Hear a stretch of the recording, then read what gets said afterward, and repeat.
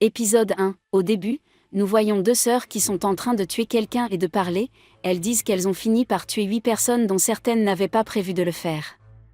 Rock reçoit un appel de Boris dans le bureau de Lagoon Company, et il lui dit qu'une réunion a été annulée. Rock, Dutch et Revi sont assis dans une pièce et Revi demande à Dutch si c'est à cause de cela. Rock demande ce qu'elle veut dire et elle lui dit qu'il y a eu une vague de meurtres visant l'hôtel Moscou. Revi dit qu'au cours du mois dernier, 5 personnes liées aux Russes sont tombées mortes et Dutch lui corrige que c'est maintenant 6. En raison d'une série de meurtres visant l'hôtel Moscou, Chang organise une réunion entre les principaux seigneurs du crime de Rohanapur, lui-même, Balalaïka, Abrego, un chef de cartel colombien, et Verrocchio, le chef de la branche Rohanapur de la mafia italienne. Vericho et Balalaïka s'entretiennent durement et se raillent mutuellement. Balalaïka accuse Abrego et lorsqu'il se montre clair, elle déplace la question vers Verrocchio, qui dit que leurs hommes sont également morts, et prétend que c'est l'œuvre d'une personne étrangère à la ville. Chang propose qu'ils travaillent ensemble, mais Balalaïka n'est pas d'accord. Balalaïka rejette les tentatives de coopération de Chang et insiste sur le fait que l'hôtel Moscou trouvera et éliminera les assassins.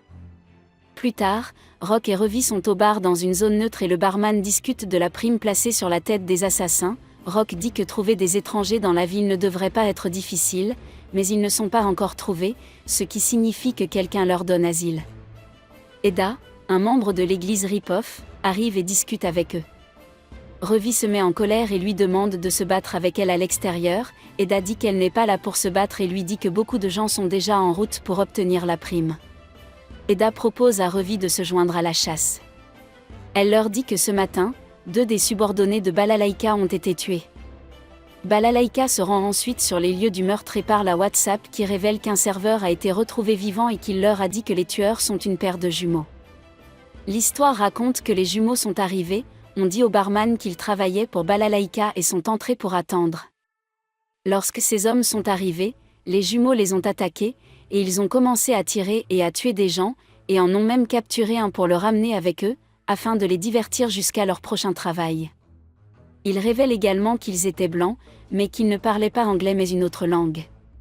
Balalaïka dit à WhatsApp de ne pas divulguer l'information et il dit que la police se joint également à la chasse à la prime. Dans la cachette des jumeaux, leurs commanditaires sont dégoûtés de constater que les jumeaux torturent brutalement l'un des subordonnés de Balalaïka. Pendant ce temps, Balalaïka demande à Rock des informations sur les manières de parler des jumeaux. Épisode 2, sur une scène de meurtre, on voit quelques chiens ronger des cadavres. Dans leur cachette, les jumeaux se préparent à partir et échangent la perruque et les rôles. L'un demande à l'autre de ne pas oublier le billet et le passeport, et après cela, ils partent, les chiens grognent lorsque les jumeaux s'approchent d'eux et les tuent. Rock parle à Balalaïka de garde, et il détermine que les jumeaux sont originaires de Roumanie. Elle demande à son sergent des renseignements sur Rowan, le propriétaire d'un club de striptease, rue Rashiada. Avec ses hommes, elle se rend au club et emmène Rowan avec eux. Balalaïka demande à Rowan tous les snuffs roumains et les films pornographiques qu'il possède. Plus tard, lors d'une réunion avec Chang, elle lui révèle qu'elle a regardé 250 vidéos que Rowan avait correspondant à sa description, toute la nuit et la moitié du jour suivant et a trouvé les jumeaux dans l'un des films, où ils s'appelaient Ansel et Gretel, et mentionne que de nombreux orphelins du régime de Nicolas Ceausescu ont été vendus sur le marché noir et forcés de participer à des snuff movies pédophiles. Chang se demande comment certains enfants destinés à un destin aussi sombre parviennent à s'en sortir. Balalaïka émet la théorie que ces enfants ont été forcés de participer à des meurtres pour le plaisir de leur propriétaire, mais qu'ils ont fini par aimer cela et l'accepter. Elle remet quelques documents à Chang. Après avoir examiné les documents qu'elle lui a remis, Chang accepte de s'allier à Balalaïka pour éliminer les jumeaux. Elle a découvert que Verrocchio est le commanditaire des jumeaux, et il commente que faire tuer l'un des leurs était un alibi parfait. Les hommes de Chang sont également morts dans les tirs croisés, et il commente qu'ils devront payer pour cela. De retour à son quartier général, Verrocchio se met en colère parce que la situation devient incontrôlable et l'un de ses hommes propose de tuer le jumeau lui-même et de prétendre qu'ils se sont débarrassés du problème. De cette façon, ils pourront également échapper aux soupçons. Verrocchio se met en colère contre lui et le bête. Chang accepte de travailler avec Balalaïka. En partant, elle l'appelle Babe et il lui répond qu'il n'aime pas ce surnom. Elle appelle son sergent et lui dit que Chang a accepté de travailler avec eux et lui donne quelques ordres. Balalaïka mobilise ses Visotoniki, les anciens soldats qui ont combattu avec elle en Afghanistan. Les jumeaux arrivent au quartier général de Verrocchio, ils les grondent pour être venus là et ils lui disent qu'ils ont changé d'avis et qu'ils sont là pour le tuer. Chang et ses hommes ont également encerclé le quartier général, à l'intérieur les jumeaux commencent à tuer, et Chang demande à l'un de ses hommes d'appeler l'hôtel Moscou. Eda appelle Revi pour l'informer du mouvement de la police près du quartier général et lui dire de venir. Revi part et Dutch commente que les choses vont être un désordre. Twin tue Verrocchio et ses hommes, et échange des coups de feu avec Chang en sortant. Pour distraire les chasseurs de primes qui les recherchent, les jumeaux mettent en place une voiture leur, mais sont confrontés aux Visotoniki et finalement acculés par Eda et Revi. Épisode 3, le jumeau leur offre de l'argent pour les laisser partir, Revi demande à Eda de les tuer et de récupérer l'argent plus tard. Eda et Revi commencent une fusillade avec les jumeaux, mais les Visotoniki arrivent, mettant fin à leur combat. Ils informent Balalaïka et tirent autour d'Eda, ce qui la met en colère et elle pointe son arme sur eux, mais Revi l'informe qu'ils sont avec l'hôtel Moscou et l'empêche de tirer.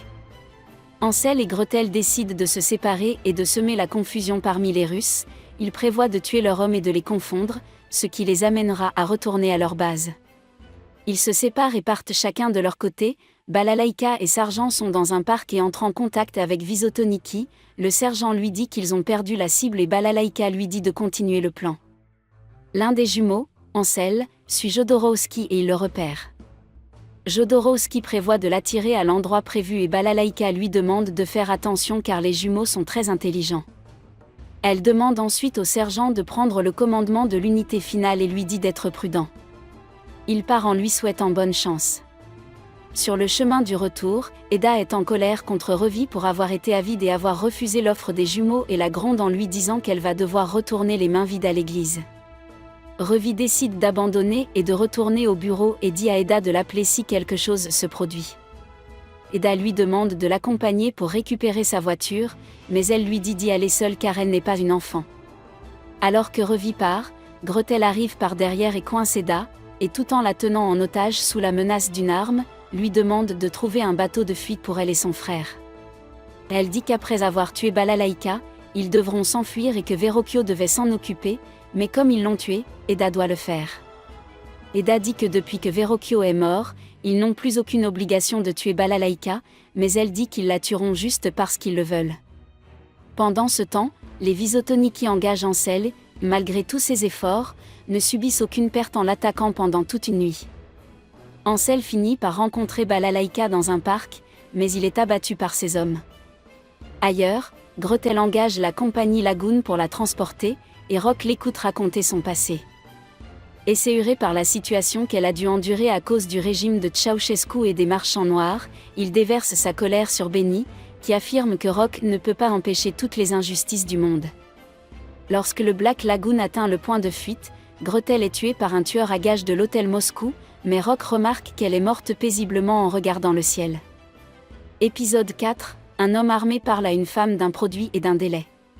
Greenback Jane, une faussaire travaillant pour un syndicat du crime en Floride, met ses patrons en colère en ne respectant pas un délai. Son patron la menace en disant que le délai était de 2 mois et que ses sources lui disent que cette fille se moque de lui. Il lève son arme vers elle mais ne la tue pas, au lieu de cela, il tire sur son collègue qui travaillait sur un ordinateur dans la même pièce. Il lui donne 48 heures pour trouver de la fausse monnaie de bonne qualité où elle est fichue. Revi se réveille dans une pièce en désordre, Greenback travaille sur un PC pendant que les 2 gars sont là pour la surveiller, ils jouent aux cartes, et l'un d'eux va aux toilettes. Greenback l'enferme dans les toilettes, elle utilise l'écran de l'ordinateur pour attaquer l'autre gars et s'enfuit. À l'église de la violence, où Eda et Revi boivent, elles discutent, et Eda pose des questions sur Rock et demande si Revi a eu une relation physique avec lui. Greenback est poursuivie, et elle frappe à la porte de l'église pour demander à entrer, elle est repoussée par Eda, et elle implore Eda de la laisser entrer. Des membres de la mafia de Floride arrivent quelques instants plus tard et tirent dans l'église, brisant la vitre que Revi tient, ce qui incite Eda et Revi à répondre de la même manière. Revi passe un pistolet à Eda, qui arrive aussi à la porte et commence à tirer sur les membres de la mafia. Ils sont rejoints par Rico, un apprenti prêtre. Yolanda, arrivée là et voyant l'alcool, se met en colère contre Eda, mais dit qu'ils doivent s'occuper des infidèles et elle sort son pistolet doré, et se joint à la fusillade et les mafieux sont chassés. À l'intérieur de l'église, Jane prouve ses talents de faussaire, et Eda l'envoie dans un motel. Russell, un membre de la mafia de Floride, commence à rassembler des chasseurs de primes à Rohanapur, dont Shenhua et Sawyer le nettoyeur, un muet qui utilise une tronçonneuse au combat. Malgré leur volonté d'accepter la prime, les chasseurs de primes critiquent Russell pour son inexpérience de la ville et son apparence de cow-boy. Alors que les chasseurs de primes partent, Rock, Eda et Revi arrivent au motel de Jane. Et c'est tout pour aujourd'hui les gars. N'oubliez pas de vous abonner et d'activer les notifications pour pouvoir regarder d'autres vidéos comme celle-ci. Merci d'avoir regardé.